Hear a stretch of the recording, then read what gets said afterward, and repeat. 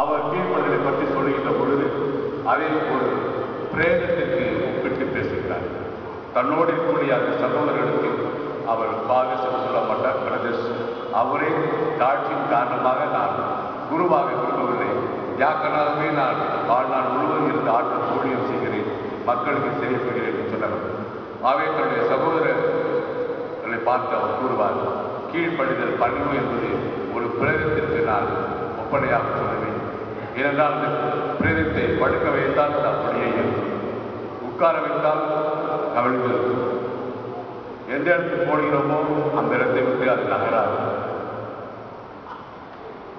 அதே போன்றுதான் பணிவு அல்லது கீழ்ப்படிதல் என்று சொல்லி பணிகின்ற உள்ளம் ஆண்டவனுக்கு பணிகிறது. அதை பற்றி சொல்லுகின்ற பொழுது அவர் சொல்லுவார், அவர்கள் சொல்லுவார்கள் சுப்பீரியர் ஜெனரல் என்று சொல்ல மாட்டார் ஒரு சபையிலே, அவர் மினிஸ்டர் ஜெனரல்.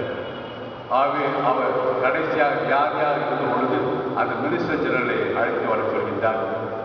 தந்தாய், நீங்கள் என் மேல் உள்ள உங்களுடைய அதிகாரத்தை என்னுடைய தோழர்களிலே ஒருவருக்கு கொடுங்கள், அவருக்கு நான் ஏற்படுவேன் என்று சொல்லி சுற்றிலுங்களை பார்த்து புதிதாக நவசன்னியாசத்திலே சேர்ந்த ஒரு சகோதரனை எனக்கு கார்டியனாக பாதுகாவலனாக நியமனம் செய்தார் என்றால் அந்த நாவிஸ் முதிர்ந்த வயது உடையவர், அனுபவம் உடையவர் இவ்விதமாக சொல்லும் பொழுது நான் கீழ்ப்படுகின்றேனோ அதே போல் அந்த முதல் ஆண்டு நவசன்னியாசி எனக்கு நியமனம் செய்யப்பட்டால் அவருக்கு நான் கீழ்ப்படிவேன் என்று சொல்லியிருக்கின்றார். ஆகவே அவர் அந்த பணிதலுக்கு ஏன் இவ்வளவு முக்கியத்துவம் கொடுக்கின்றார் என்றால், இங்கு இந்த மினிஸ்டர் ஜெனரலால் நியமிக்கப்பட்ட பிரதிநிதியோ என் மீது அதிகாரம் செலுத்துகிறது. அவர் கொடுக்கின்ற அந்த அதிகாரம் ஆண்டவரிடமிருந்து வருகின்றது. ஆகவே நான் அந்த குருவானவருக்கு நான் கீழ்ப்படியவில்லை, ஆண்டவருக்கு நான் கீழ்ப்படுகிறேன். அவருடைய இடத்திலே ஆண்டவர் இருக்கின்றார். அதுதான் பழைய தமிழில் ஆயிருக்கின்றார், பேச்சான் யார்? மேலே இருந்து ஒரு சாதாரண மனிதனுக்கு கொடுக்கக்கூடிய திரான் சக்தி, மேற்றான். மேலே இருந்து உங்களுக்கு அதிகாரம் கொடுக்கப்பட்டாலேயே என்று இயேசு பிளாட்மை நோக்கி சொன்னதை நாம் எடுத்து பார்க்கலாம். ஆகவே அன்புக்குரியவர்கள் நம்முடைய பெற்றோர்கள் நம்முடைய குடும்பத்தில் இருக்கிறார்கள், பெரியவர்கள் நம்முடைய குடும்பத்தில் இருக்கிறார்கள், அல்லது ஊருக்கு நாட்டாண்மை என்று இருக்கலாம், அல்லது பங்கு தந்தை என்று இருக்கலாம், அல்லது மறைமாவட்டத்திற்கு ஆயர் என்று இருக்கலாம், அல்லது அரசாங்கத்திலே கலெக்டர் என்று ஒருவர் இருக்கலாம், அல்லது பள்ளிக்கூடத்திலே தலைமை ஆசிரியர் என்று ஒருவர் இருக்கலாம். யாராக இருந்தாலும் சரி, அவர்கள் அல்ல, அவர்கள் ஆண்டவருடைய அருளையும் ஆற்றலையும் அதிகாரத்தையும் பெற்றவர்களாக அவர்கள் நிற்கிறார்கள். ஆகவே அவர்களுக்கு பணிவது என்பது ஆண்டவனுக்கு பணிவு. அதற்குரிய அருளும் ஆற்றலும் கிருபையும் ஆட்சியும் நிச்சயமாக உண்டு என்பது என்னுடைய வாழ்க்கை அனுபவத்திலிருந்து நான் சாட்சியமாக சொல்ல முடியும். அதேபோல் நீங்கள் உங்களுடைய வாழ்க்கையிலே அனுபவித்திருக்கிறீர்கள். எப்பொழுதெல்லாம் எங்கெல்லாம் பணிந்து ஒரு திருச்சபையுடைய வளர்ச்சிக்காக, குடும்பத்தினுடைய பொது நன்மைக்காக, பங்குடைய மக்களுடைய வளர்ச்சிக்காக, அங்கு தன்னுடைய சுதந்திரத்தை இழந்து பொது நன்மைக்காக பணிந்து காரியங்களை விட்டு கொடுத்து செய்கின்றோமோ அவ்வளவுக்கு தேவனுடைய ஆசீர்வாதம் அதேபோல் அடுத்து அடுத்து அடுத்து நமக்கும் நமது குடும்பங்களுக்கும் நமது மறை மாவட்டத்திற்கும் வந்து சேரும் என்பதில் எள்ளளவும் சந்தேகம் இல்லை. மாறாக நான் எனக்கு என்னுடையது தான் தனக்கு என்ற அகத்தையும் செலுத்தும் தன் பெருமையும் தன் புகழ்ச்சியும் கொண்டு நாம் காரியங்களை கிடைக்கின்ற பொழுது செய்கின்ற பொழுதும் அங்கு நமக்கு சரிவுதான் ஏற்படும். புனித பிரான்சிஸ் அசிசியாருடைய வாழ்க்கை, அன்னை மரியாளுடைய வாழ்க்கையை பார்க்கிறோம். இந்த புனிதர்கள் எல்லாம் இந்த மரியாள் மேல்வழி சட்டமாக இருக்கின்றார்கள்.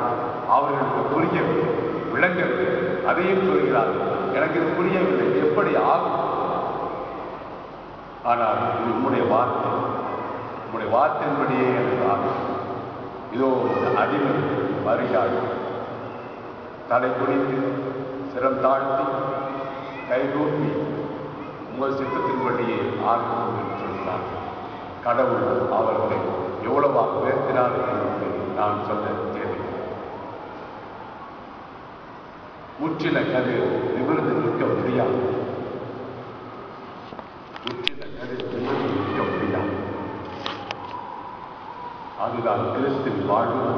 அவரை பெற்றெடுத்த நம் தாய் மரியாதை வாழ்வு நம்முடைய பாதுகாப்பு உள்ள அந்தோனியாருடைய வாழ்வு, இங்கு அபிராயத்தினுடைய பிரான்சிஸ் அசிஸ்டருடைய வாழ்வு, எந்த புனிதையும் நாம் எடுத்துக்கொண்டோம் என்றால் அங்கு அவருடைய வாழ்க்கையில் ஒரு பின்னணியாக இருப்பது அந்த பணி, பெரியவர்களுக்கு பணி.